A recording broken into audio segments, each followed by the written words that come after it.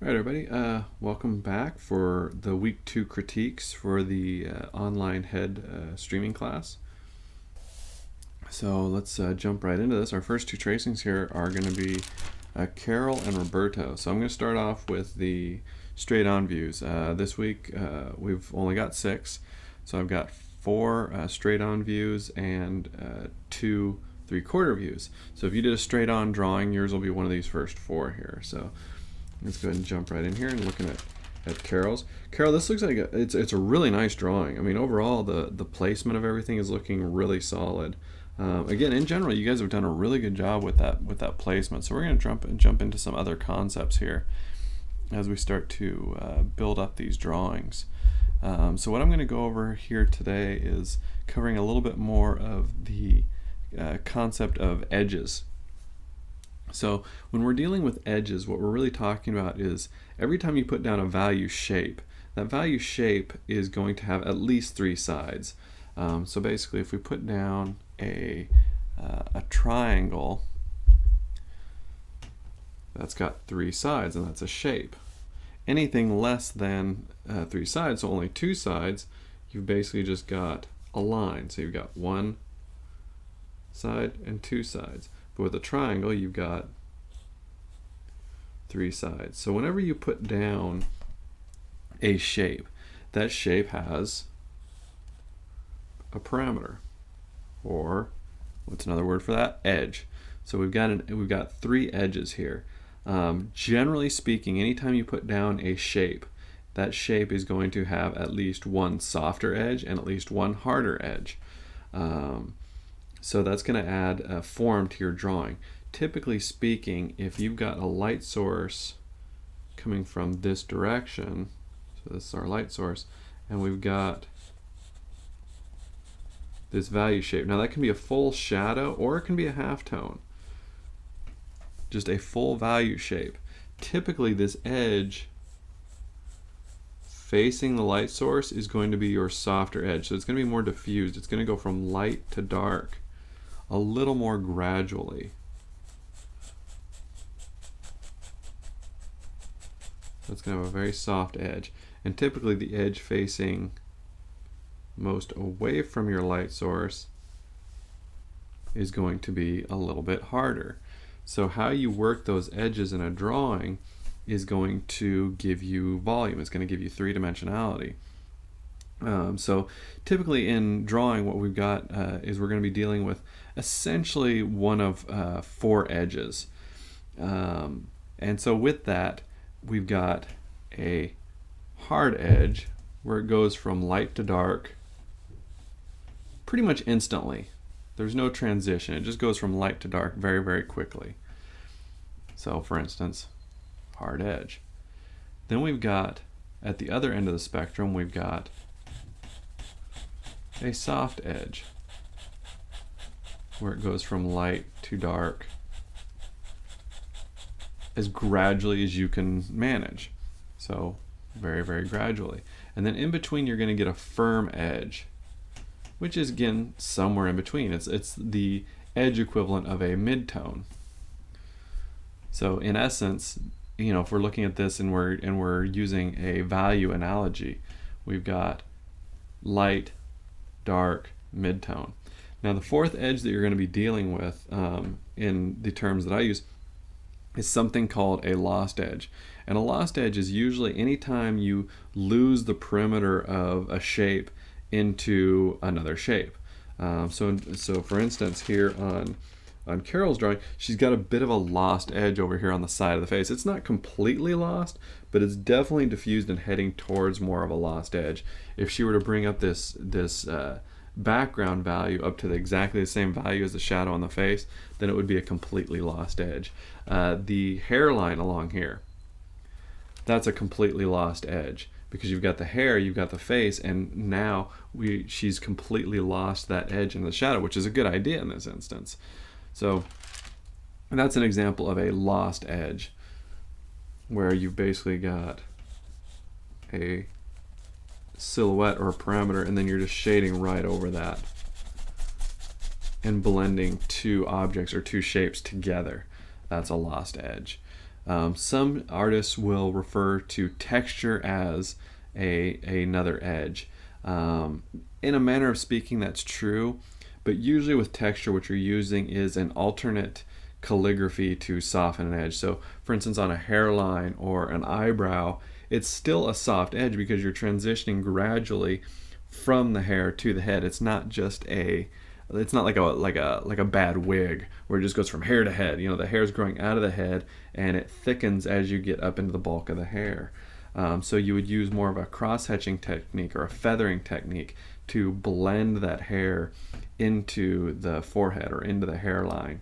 It's not just a hard edged line, usually. There are instances where you have that. I just still consider that, generally speaking, a hard or a firm edge. But that is something to take into account, is how you soften an edge is another characteristic of the edge. So that being said, let's jump into the tracing here. And as I said, Carol's done a wonderful job with the overall big picture here.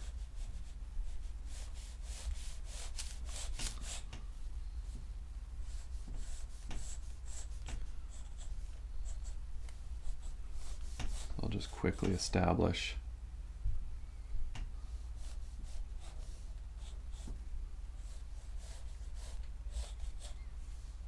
this overall silhouette, which is going to be obviously very similar to what she's had because what she has is good.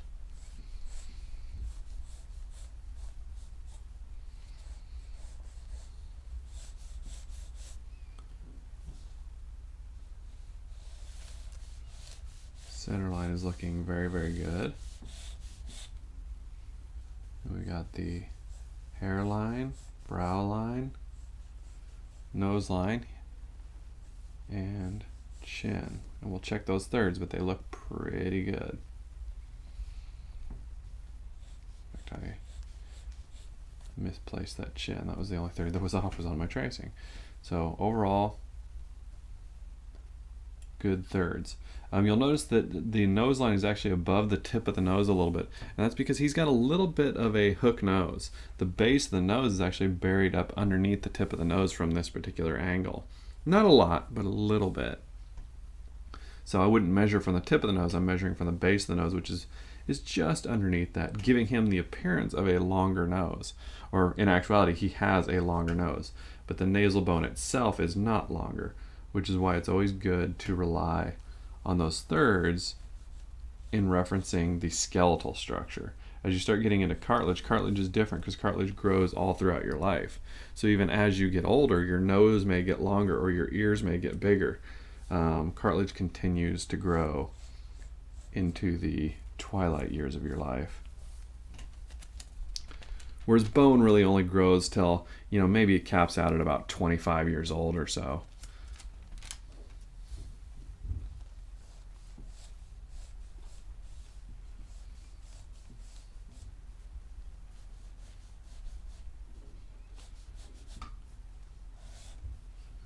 So for the purposes of this edge demonstration here that I'm going to be doing, I'm going to keep things fairly simple. I'm not going to get into a lot of detail.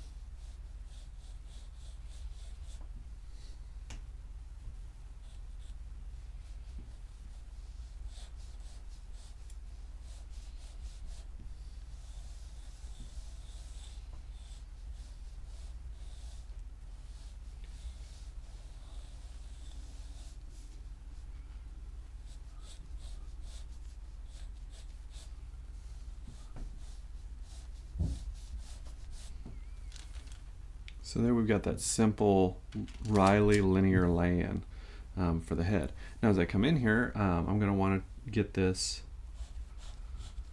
simple 2 value. And as I block in the simple 2 value,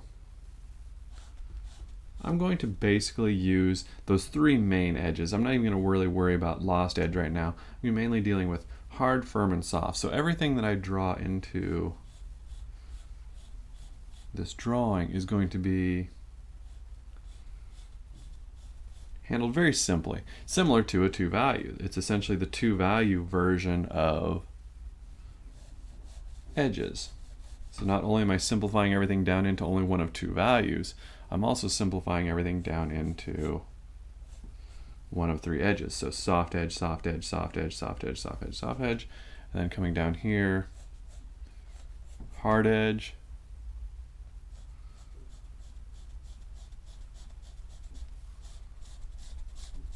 soft edge, soft edge, hard edge. And again, our light source is coming from here. So soft edge facing towards the light source, hard edge facing away.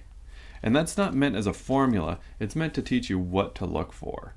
So as you're doing your drawing, it's not so much going to be a replacement for observation, but merely a guide to better observation, knowing where to look for hard edges, where to look for soft edges.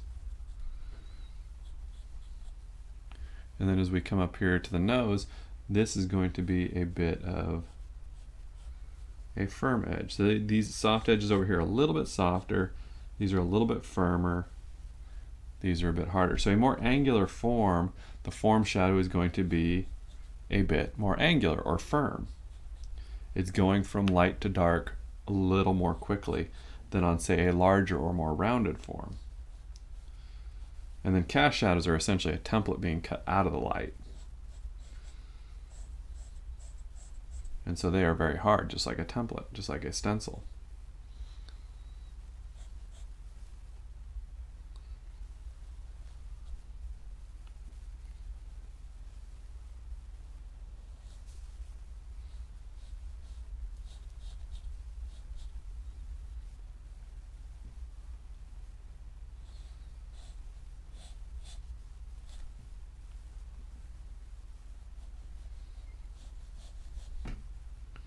Lips are a bit more angular. So it's going to have a firm edge and then again a hard edge underneath.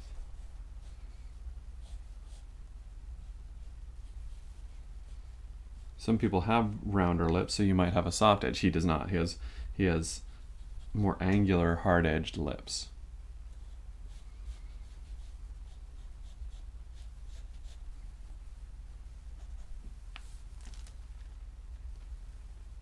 So we'll kind of stick with that, and you can see how on that drawing it's already getting a bit of a sense of three-dimensionality to it, even with just that simple mapping.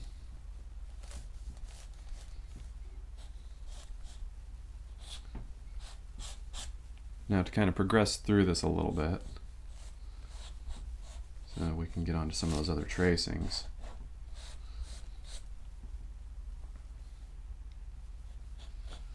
As I come in here and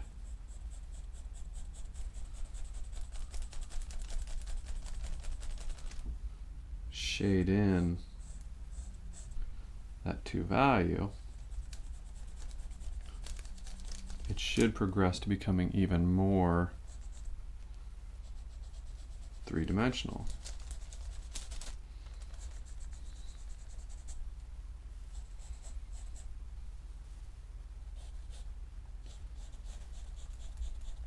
And those of you who have also taken some of Jeff's classes,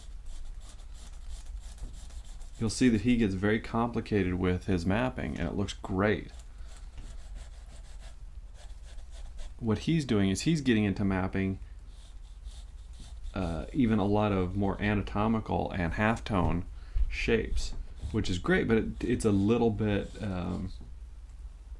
more advanced thought process to be able to visualize those things so early on in a drawing.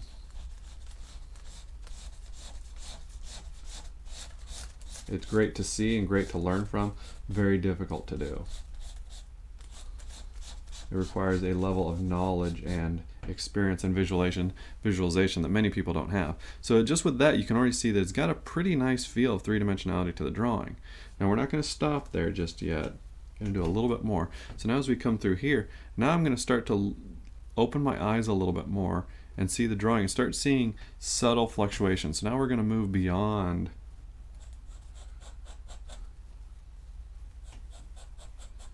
the just simple generic edges, for lack of a better term,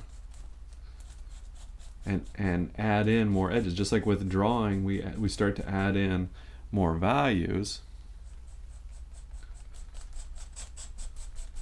Now that we've got the big read of the drawing, we're also going to start to add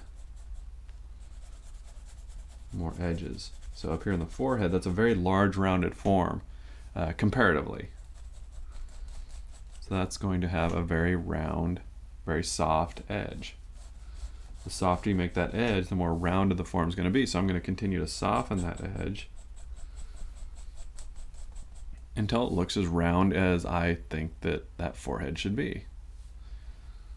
Up here, this is also very soft. And then it gets a little less soft. Still definitely soft, but a little less soft as we move down into the cheek. And then about as hard as the soft edge is going to get down here through the muzzle. And then we've got some nice fluctuation in the chin where it softens up a little bit through the ball of the chin and then firms back up as we roll around to the other side. And again, that's going to start to bring in a lot more three-dimensionality to the drawing. Very diffused soft edge rolling across the muzzle.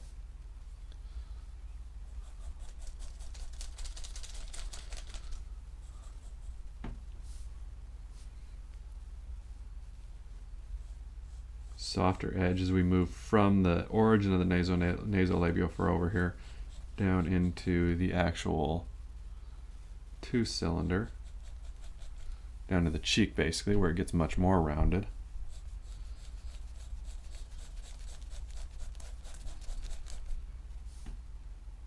And none of these are yet what I would consider a halftone. They're all edges. A halftone to me would be, let's see, for instance, up here under the eye, you've got this value that's it's disconnected. It's just up there kind of, it's lighter. It never completely goes into shadow, and it's not really connected to the shadow in any way. So to me, that's what differentiates an edge from a halftone. Is a halftone doesn't connect to the overall shadow pattern in a direct way. But that's not to say that this halftone doesn't still have its edges. It's still a shape. It's still a little triangular shape, and it's still going to be a little softer up here on the top, facing the light source, and a little harder on the bottom. So that's still going to have a form. And every shape that you put down, that's going to be the case. None of them are just sort of this indiscriminate, just little smudgy values. They need to start off as a cohesive shape and then build in towards a little more diffusion later on. As you work the edges, that shape will be sort of softened into the form, but initially it has to have a cohesive shape all its own because it's representing a plane. Okay, so let's continue to move on here.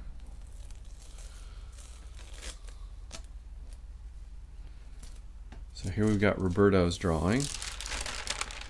And again, Roberto, really nice drawing, nice use of edges on this drawing, in fact. I would say that along this main shadow pattern of the face, the edge is a little too consistent. I'd like to see a little bit more variety on there. So that's kind of where I'm going to focus in on this particular tracing.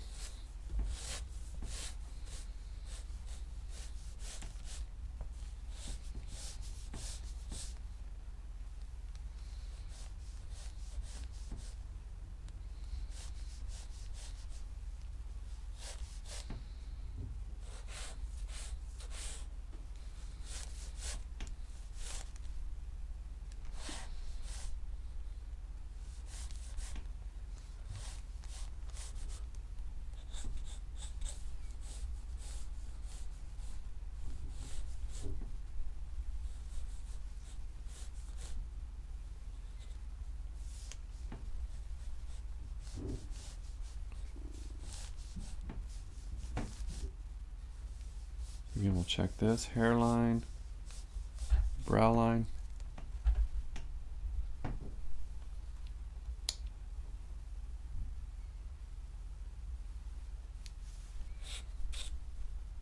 Nose line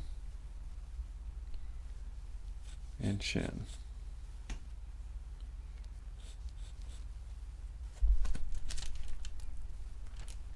We'll check those thirds, but they look pretty good. 1, 2, 3. forehead might be just a little bit short. Maybe we can bump that up a touch, but it's so lost as to exactly where the hairline is up in there. But yours does look a little bit short, so maybe pump that up just a little tiny bit. Then we've got this center line coming down.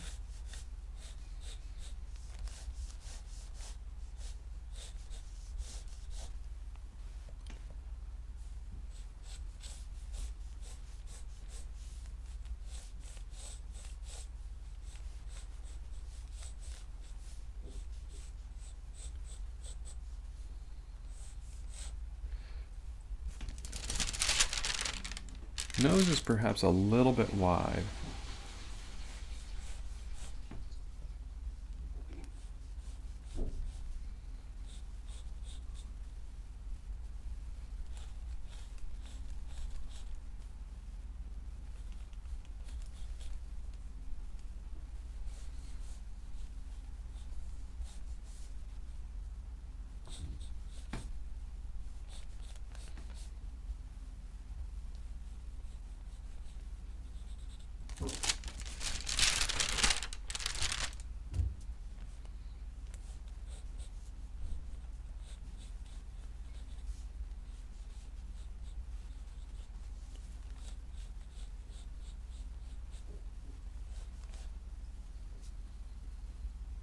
Bottom lip might be a little bit full.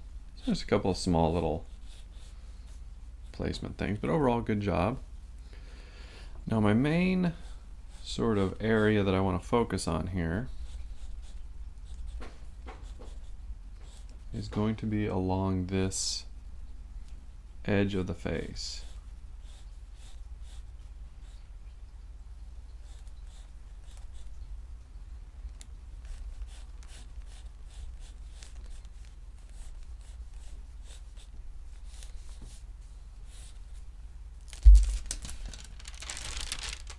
As we get that head blocked in, like I said, right now you're getting some nice softening off of it, but then you have the biggest problem, I think, is that you have this sort of core shadow, for lack of a better term, that is very consistent.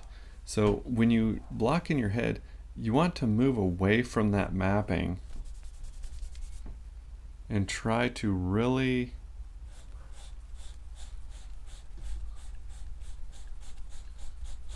soften that edge out.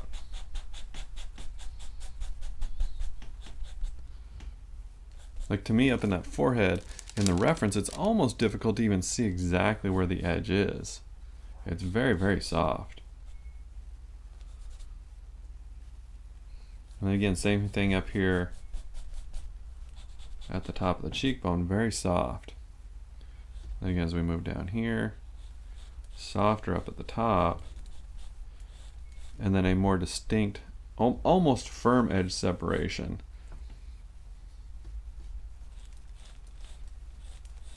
Down through the crease there, that muzzle line crease.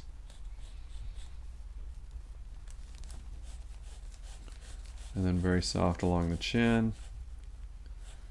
And then it firms up right along the edge of the chin there.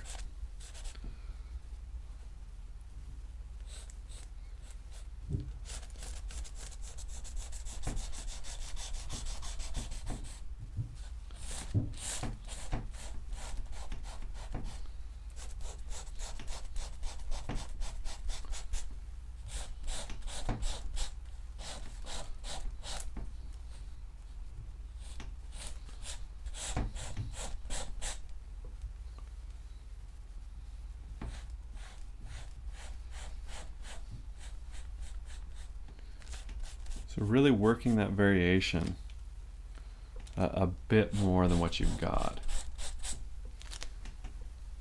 And it's very difficult to show in a quick tracing like this, but I'll do my best. And then also, as I mentioned, that some artists will teach about texture as an edge. So for instance, here we have this eyebrow, And it actually connects up with the shadow, so it has a very hard edge along the bottom here at the epicanthic fold.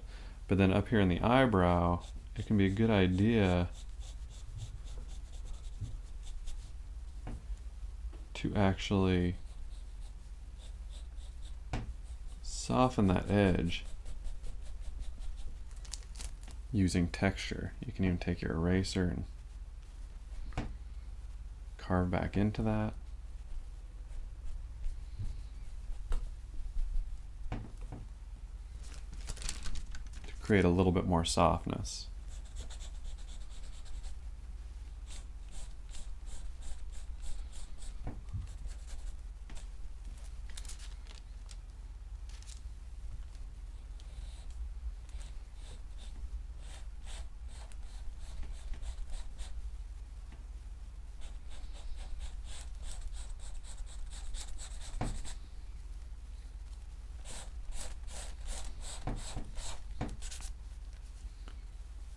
And that will start to build up again, that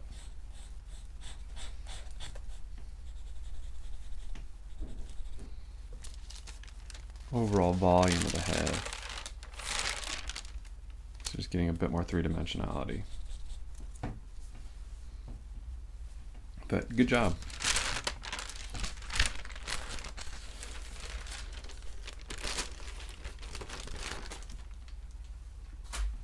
Okay, so moving on to our next two tracings here. Next we've got Matthew and Geoffrey.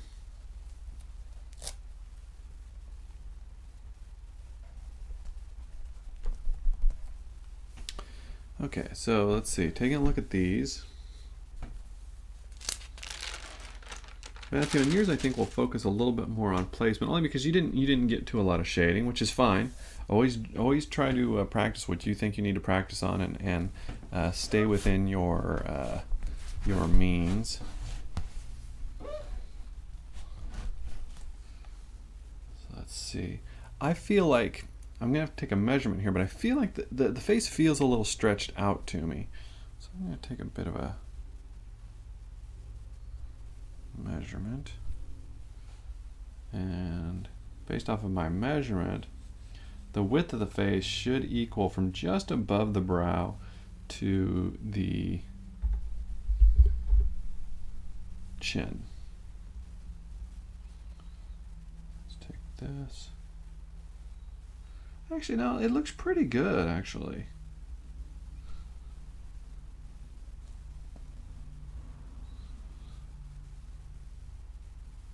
Yeah, so scratch that. That looks pretty good. Maybe the eyes are just a little close together. That might be making things look a little bit wide. So let's see.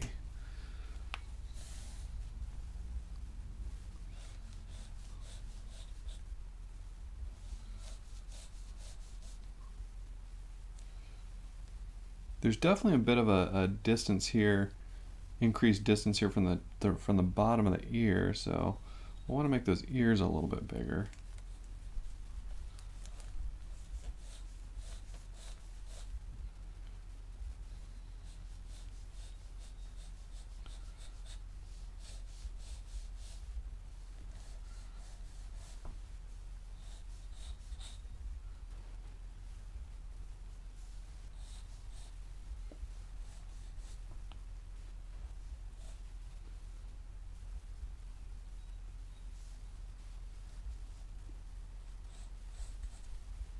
Checking that symmetry over to the other side.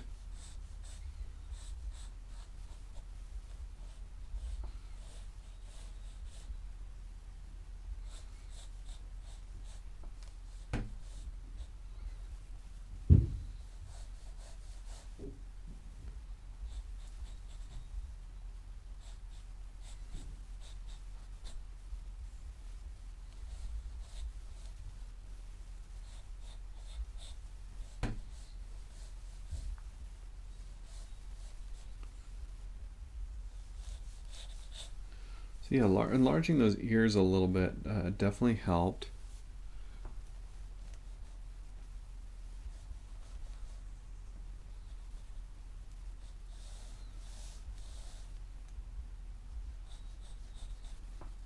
Maybe widening up that eye socket shape, that brow ridge, just a tiny bit.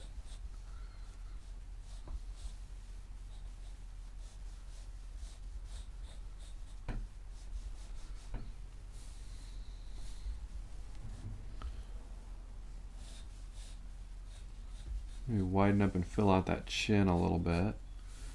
So it looks like it's just several little things that were leading to that illusion of the face being a little narrow. So double check those thirds.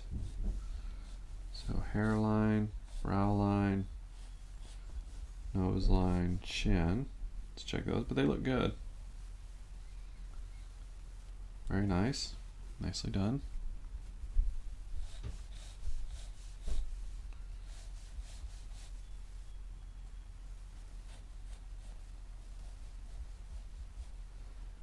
Maybe adjust that nose shape a little bit again to give it a little bit more of a downturn to the nose. Miguel does have a bit of a downturned nose.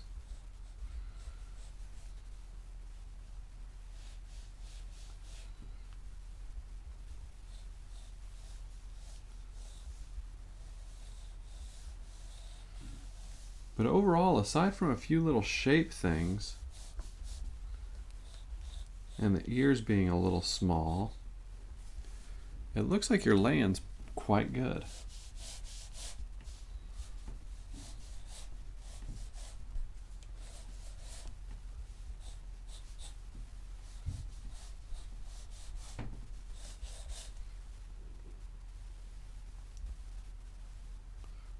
Okay, so now coming over to this eye.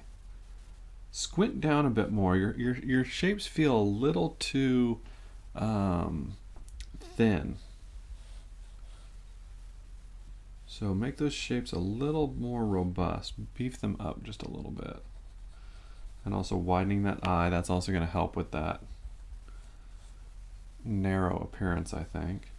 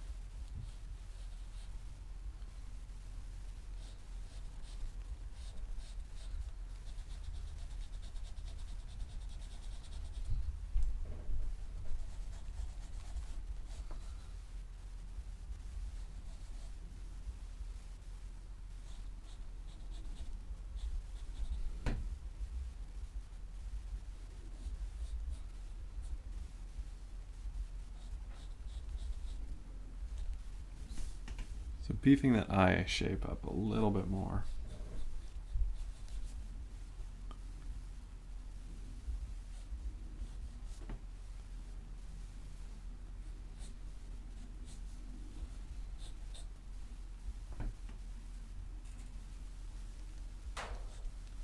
Like I said, we widened up that eye socket, widened up the eye, beefed up the eye shape a little bit more, widened up the chin, enlarged the ears. All those things are helping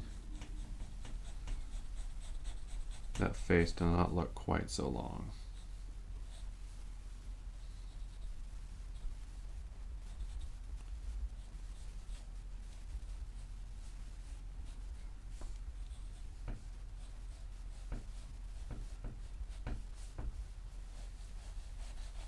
And then in future weeks, as you start to get into a little bit more shading, cross-reference those first two tracings that I did. I think they'll help you a lot in understanding how to get that lighting effect, that light and dark shadow pattern to work a little bit better. So there we are. Okay, now Geoffrey, you're tracing here.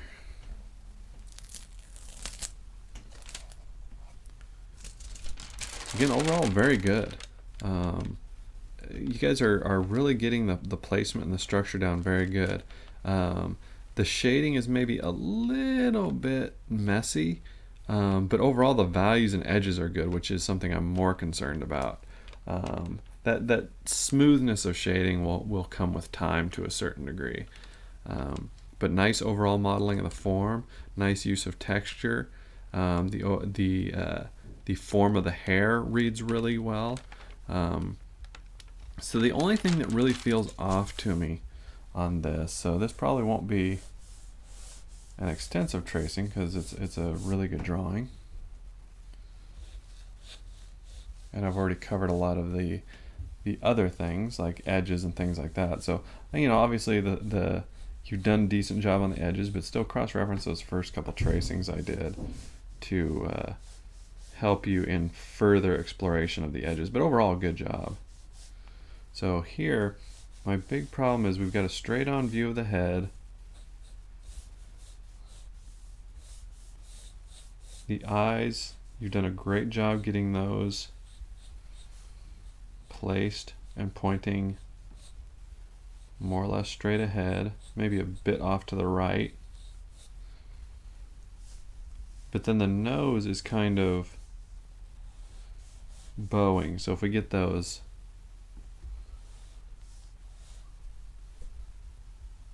lines from the tear duct down to the nose,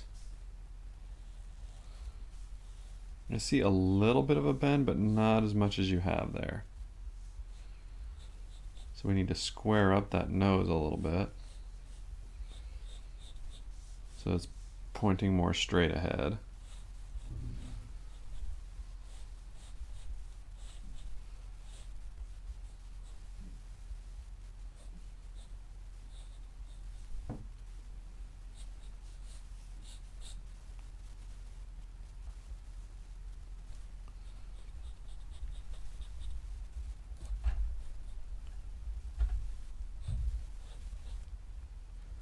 And then the mouth also is furthering. So basically the whole center line feels like it's kind of bending back this way a little bit. So now I'm going to take the mouth and also center that back up.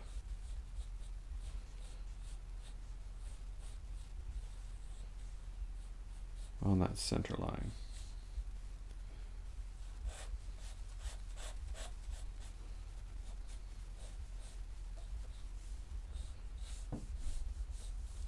So basically mainly a centerline problem.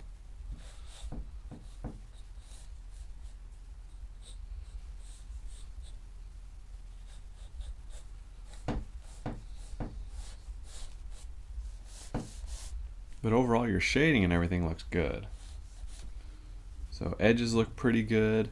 Could use a little bit more development, but look pretty good. The values look very good. The shapes look good. I'll keep trying to clean up that shading a little bit, but again, that'll come with mileage. And then make sure on that structure, watch that center line. Overall, it was just starting to drift off and kind of what I call bananaing the face, where the whole thing is kind of curving a little bit, which is a bit common. It's not an unusual mistake. I used to do it a lot myself. So just watch that a little bit. It ends up distorting the entire face.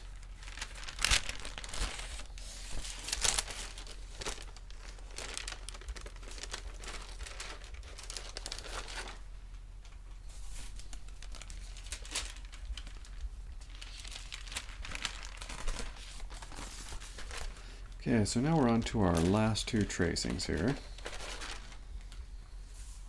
And we've got Philip and Fabiano. So Philip, again, nice drawing. Everything looks really pretty solid on it. In fact, both these drawings, you guys are doing great on the basics, on the fundamentals. Really good.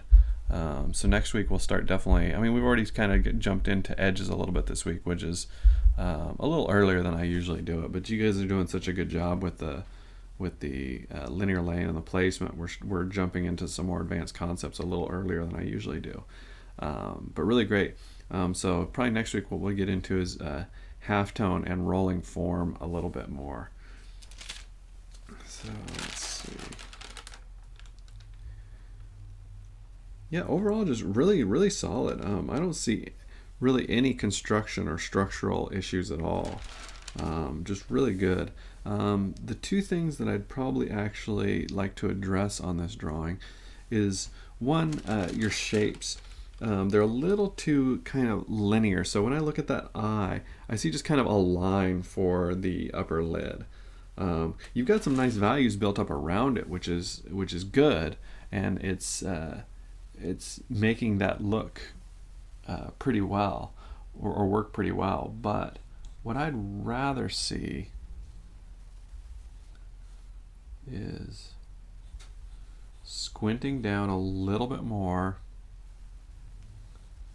and getting a little more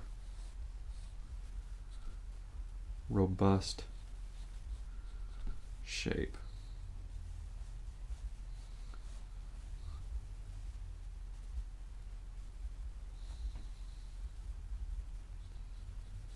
And staying away from just using a line to indicate things too much.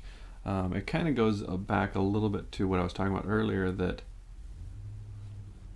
a line really isn't a shape. And I'm not necessarily opposed to using a line, but it should use to give a harder edge or texture or greater containment to a shape, not to define a shape in and of itself. And right now, when I look at your eye here, the actual lid itself is being defined too much by just a line. So I hope the differentiation there is clear. I'm trying to make it a little clearer here with the actual drawing.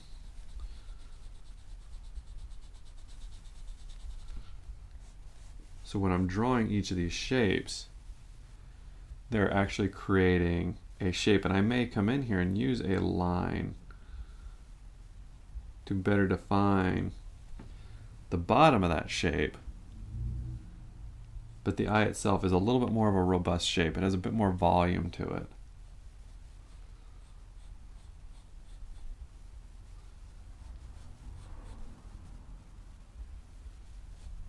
That'll give that eye a little bit more strength, read a little bit stronger. And then we can come in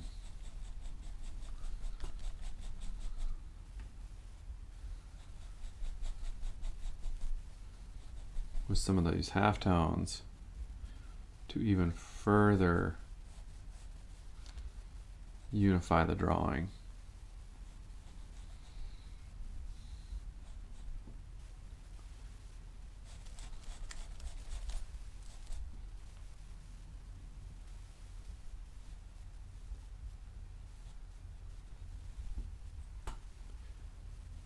And line should be used as more of an embellishment, not as an indication in and of itself. So you can see how that eye now has a bit more strength and a bit more volume to it than what you had in your drawing, which again is still very nice. I mean, it works for all intents and purposes. It works really well. I just think that works a little bit better. It's got a little more strength and definition to it.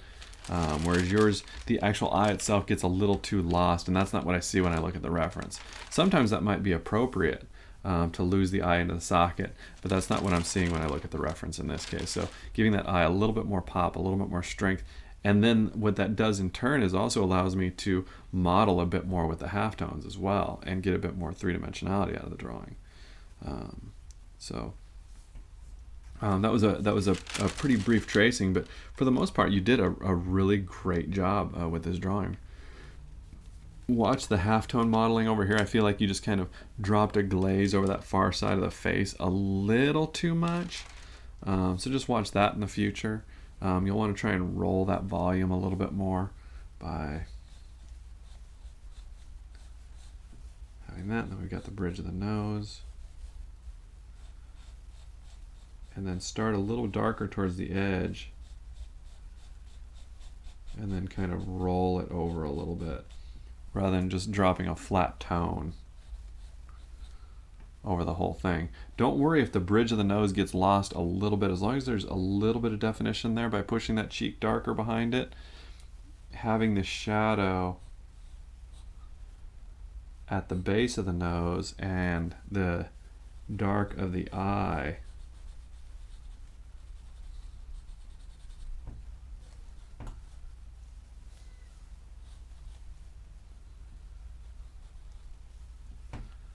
That'll be enough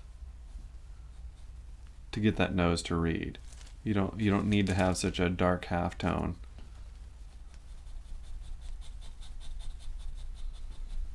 Behind the entire nose. So try to use that to roll that face and get that turning of the face, moving away from the light source a little bit more. But again, good job. Really, really nice drawing. So Fabiano, really good drawing. It's got a nice soft feel to it. A little bit the same thing that I was just talking about on Philip's drawing is that you're using line to define things too much. You're using line as an indication rather than a containment or an edge. The more linear you get with those shapes, the little more of a sort of cartoony, almost stained glass look that your drawing will take. So a little bit the same thing that in fact, a lot of the same stuff I was just talking about on Philip's drawing. They have similar strengths and weaknesses. Good overall placement, good overall structure, good use of halftone, strong two-value read. All of those things are coming across great in the drawing. You're doing a really good job of it. But just like with his, I would like to see a little stronger shape. Squint down a little bit more.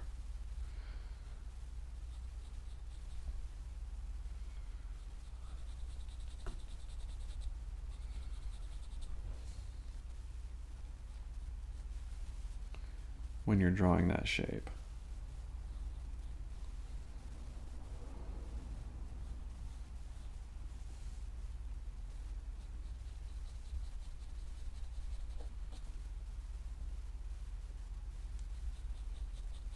Don't worry about trying to over-describe things. If you get the proper placement and the proper context, you can actually go relatively abstract with your shapes and they'll still read. That's where we expect to see an eye. So the placement is more important. Not to say that it doesn't need to be the shape of an eye. The shape needs to be accurate to what you're seeing. But if you look up there at the model and it reads, or you look at the reference and it reads, it's going to read in your drawing as well. You can always improve on the design, but like that reads as an eye, even though we don't see the whole pupil. In fact, we don't see the pupil at all. We see the right-hand side of the iris a little bit, but even the far side of the iris just blends right into the eye socket and right into the lower lid. We don't see the far side of the actual lid. It just blends into the shadow, groups in with the shadow pattern of the eyebrow. And all of those things come together because the context is appropriate and the shape is accurate. It reads. What we expect to see is an eye. So as long as the shape is accurate, you don't need to over-describe it to a viewer. In fact, often, if not always, it's more compelling not to over-describe things to the viewer. Even really good tight draftsmen, tight drawers and tight painters, people who render a lot, the better ones, if you actually look, you'll be surprised at actually how much information they leave out of a drawing and how much they will mass together in the shadows. And just with little indications, it's just their value control and edge control is so sophisticated that it looks like there's more information there than there is.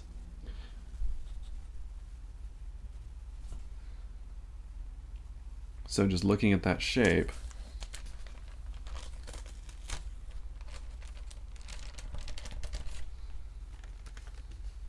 it's pretty abstract, but in the context of the drawing, it works. And that's what we're looking for. And that's what I think your drawing could use a little bit more of. There's just a little too much of the drawing that is defined by, like for instance, this line on your drawing coming all the way through on that bottom lid. I don't see that on the reference. Maybe there's a subtle halftone there, but when I squint down, it disappears. When I squint down at your drawing, it still remains. So it's just a little too outlining. This crease on the nasolabial furrow just it shows up as a line too much. So be careful about that with your shapes. Try to be a little bit more shape oriented, and then if you feel like a shape needs a little bit more pop,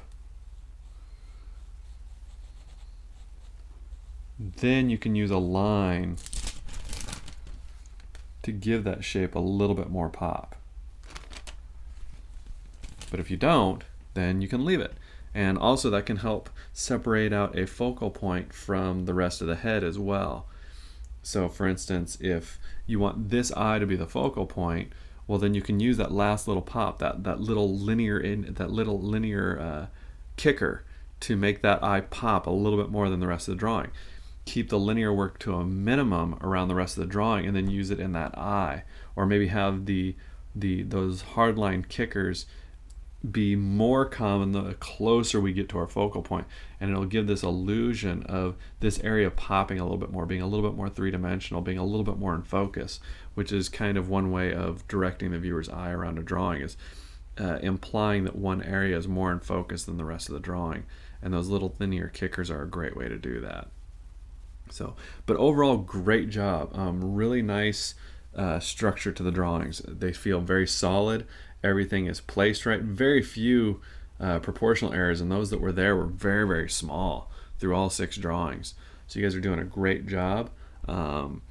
We talked a little bit about starting to get into edge work this week. Next week we'll start getting into halftone and the greater rolling of form a little bit more. And as the semester progresses on, we'll start focusing on the structure of individual features and get a little bit more academic knowledge in there. But remember to not let that academic knowledge override the observation and the careful execution of what it is that you're seeing, or careful analysis of what it is that you're seeing. Don't go in and plug in a generic eye when their eye is not a generic eye, for instance. Use that information to help kind of fill in the gaps or help you better design shapes to be more compelling, more accurate, more interesting to look at.